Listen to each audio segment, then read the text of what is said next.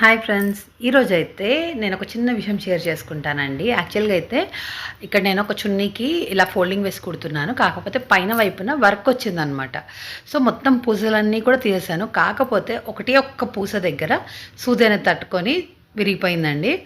మీ దగ్గర కూడా ఇలాగే అవుతూ ఉంటుంది కదా. ఎందుకంటే మనం మగ్గం వర్క్ కుట్టేటప్పుడు మోస్ట్లీ అయితే అన్నీ తీసేస్తాం, రాళ్ళు అవన్నీ పూసలు ఏవైతే ఉంటాయో. కానీ ఏదైనా ఒక్క దగ్గర ఉంది అంటే టక్కున విరిగిపోతుంది. అంతే కదా. మీలో ఎవరికైనా అయితే మాత్రం నాకు కామెంట్ సెక్షన్లో చెప్పండి.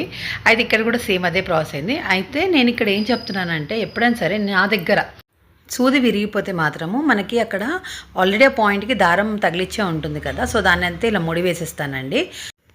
అలాగే విరిగిన సూది ఇంకో ముక్క ఉంటుంది కదా, ఇవి రెండు ఒక దగ్గర పెట్టి ఒక కవర్లో వేసి అయితే పడేస్తాను.